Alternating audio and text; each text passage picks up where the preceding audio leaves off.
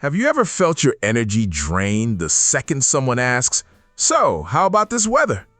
You smile, you nod, you say something polite back, but inside, a part of you is quietly screaming to leave the conversation. If that's you, you're not rude, you're not broken, and you're definitely not alone.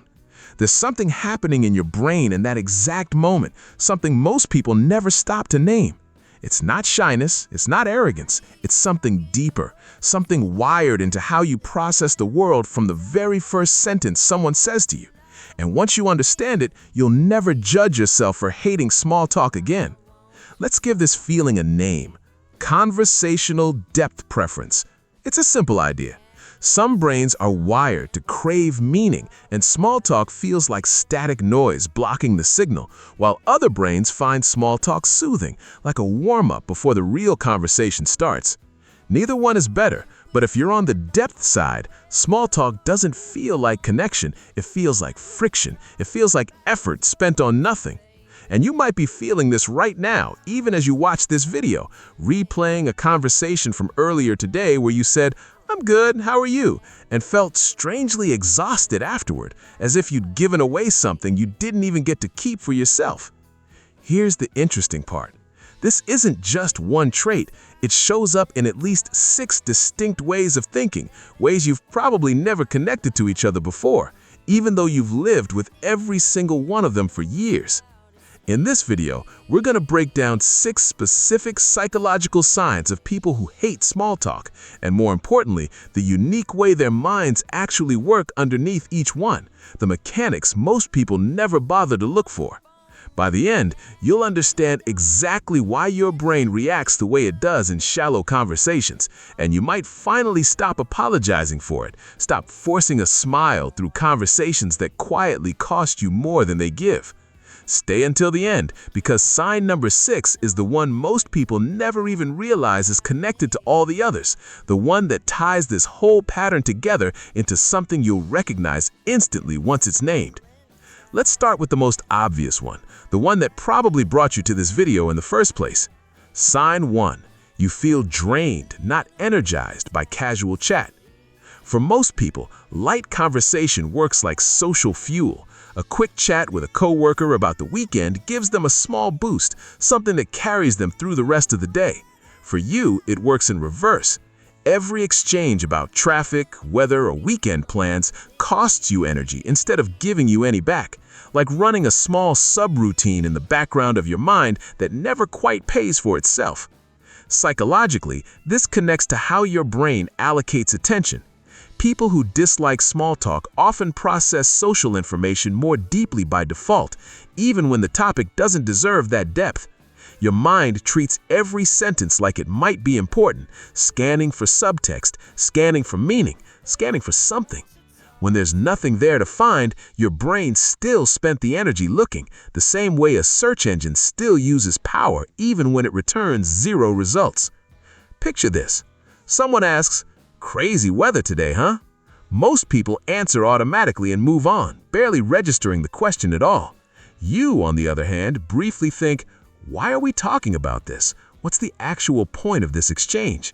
That tiny mental detour, repeated dozens of times a day, adds up to real fatigue by the time evening comes around. There's also a physiological layer to this.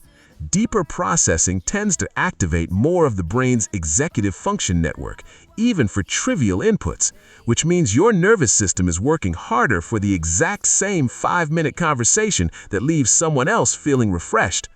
Over a full day filled with elevator chatter, hallway greetings, and checkout line pleasantries, that difference compounds into something closer to social exhaustion than simple boredom. This drain isn't a flaw in your social battery, it's a sign that your battery is built for something else entirely, something with more substance, more weight, more reason to spend the charge. And that craving for substance leads directly into the next pattern. Sign 2.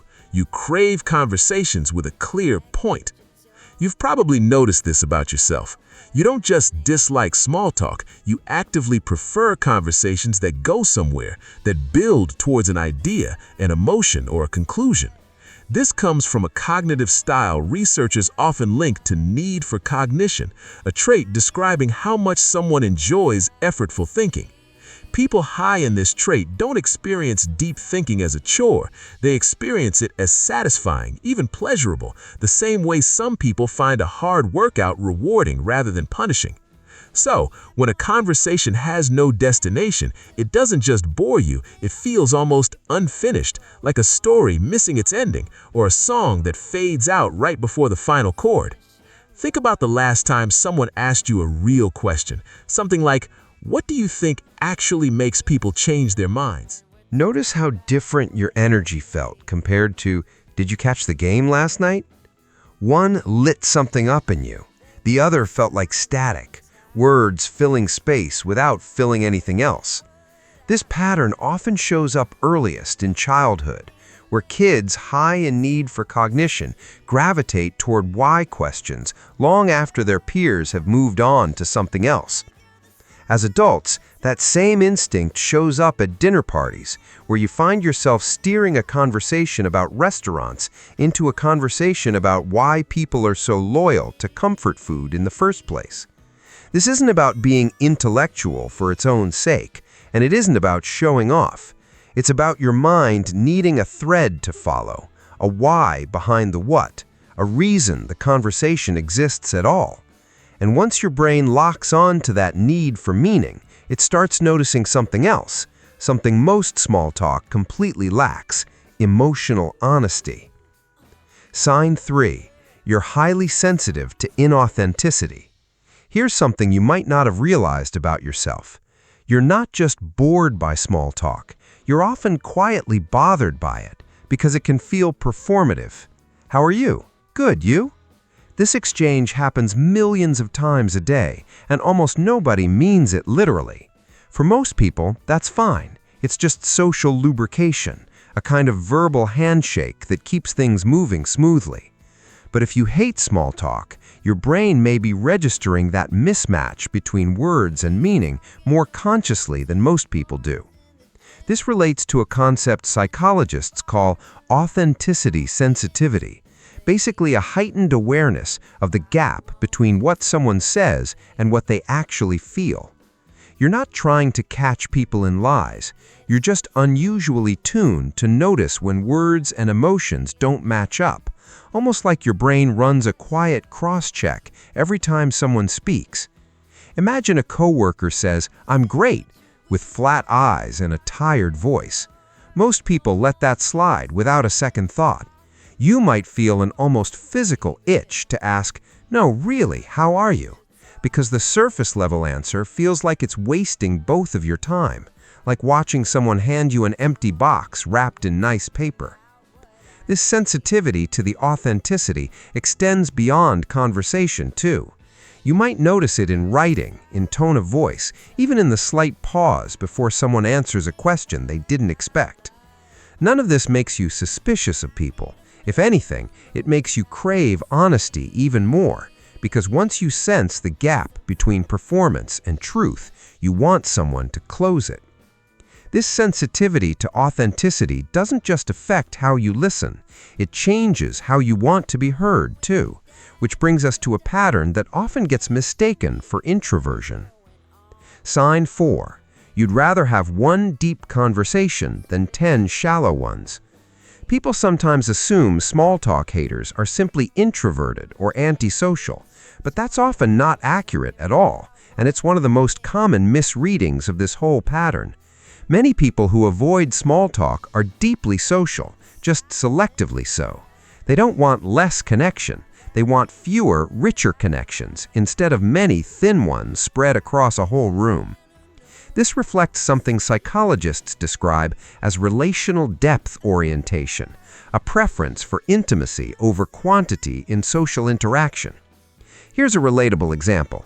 At a party, you might avoid the crowd entirely, then end up in a corner with one person, completely absorbed in a conversation about childhood memories or a weird philosophical question for an hour straight, while everyone else cycles through 3 different rooms of small talk in that same hour.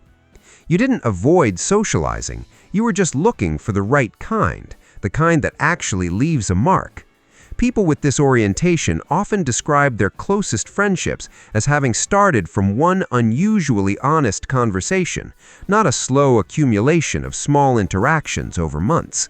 That single moment of depth did more relational work than years of casual hellos ever could.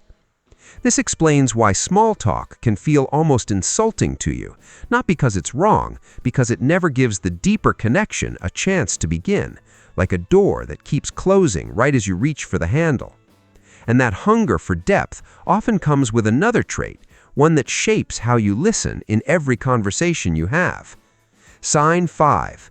You process information internally before speaking.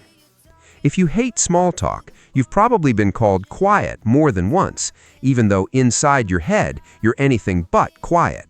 This connects to a difference in cognitive processing style. Some people think out loud, treating conversation as a tool for organizing their thoughts in real time. Other people, often the ones who dislike small talk, process internally first, then speak once an idea feels complete, almost like editing a draft before anyone else is allowed to read it. Small talk demands instant, low-effort responses, but your brain isn't built for instant. It's built for, let me actually think about that, even when the question barely warrants thinking at all. So when someone throws out a quick, "What's new with you?" your mind might briefly freeze, not because you have nothing to say, but because your brain is searching for something real to say, and small talk doesn't usually leave room for that pause. By the time you've found something worth sharing, the moment has often already passed, and the conversation has moved 3 topics ahead without you. This is also why you might shine in writing or in deep one-on-one talks, but feel strangely tongue-tied in fast-paced group chatter. In writing, you get the pause you need. In a one-on-one conversation with someone patient, you get it too. But in a group setting built around quick back and forth, that processing gap becomes painfully visible, and people sometimes mistake it for having nothing to contribute. It's not a lack of things to say, it's a mismatch in processing speed, one that has nothing to do with intelligence and everything to do with how your mind likes to work. And this difference in how you think eventually leads to the 6th and most overlooked pattern, the one that ties every previous sign together. Sign 6. You unconsciously use small talk as a filter. This is the one most people never notice about themselves, even after years of feeling this exact thing. You're not just avoiding small talk randomly. Your brain is using your reaction to it as an unconscious filtering system, deciding who deserves more of your time and emotional investment, almost like a quiet background process running underneath every new interaction. Psychologically, this resembles a process called selective social investment. People with limited emotional energy for surface-level interaction often direct that energy toward fewer, carefully chosen people, almost like a built-in compatibility test that runs before you've even decided to like someone. Think about it. If someone can move past small talk with you, if they ask a real question or share something honest, you probably feel an instant shift, a sense of, okay, I like this person, sometimes within the first 5 minutes of meeting them. But if they stay stuck in surface-level chatter, you might quietly disengage, even if you can't explain why, even if you still smile and nod the whole time. This filtering isn't cold or calculated. It happens fast, almost instinctively, the same way you might instantly like a song before consciously knowing why. It's your nervous system doing the sorting before your conscious mind even catches up. This is why small talk doesn't just feel boring to you. It feels like a gatekeeper, deciding in real time who gets access to the version of you that actually wants to connect, the version most people never even get to meet. So when you put all 6 of these together, low energy from shallow talk, a hunger for meaningful exchange, sensitivity to authenticity, preference for depth over breadth, internal processing before speaking, and using all of this as an unconscious filter, you get a clear psychological portrait. You're not antisocial. You're selectively, intensely social, just on terms most casual conversations never meet. Now that you can see these 6 signs laid out clearly, take a moment to think back on your own conversations this week. Which ones drained you, and which ones, even briefly, made you feel alive. Chances are the deciding factor wasn't who you were talking to, but how deep the conversation was allowed to go, how far it traveled before someone pulled it back to the surface. If any of this hit close to home, send it to that one friend who always seems to skip small talk and go straight for the real questions, the one who somehow makes a 5-minute conversation feel like it mattered. They'll probably feel oddly understood, maybe for the first time someone's put words to something they've felt their whole life. But understanding why you avoid small talk is half the picture. There's a related question worth exploring next, one about what happens on the other side of this, in the minds of people who thrive on small talk and seem to genuinely enjoy it, even find comfort in it. If you're curious about that, you'll want to watch the video linked on your screen right now, where we break down the psychology of people who actually love small talk and what their brains are getting out of it that yours might not. It's a natural continuation of everything you just learned, almost like seeing the other half of the same coin, the missing piece that makes the whole picture finally click into place. Before you go, though, I want to say something simple and genuine. Thank you for staying until the end of this one.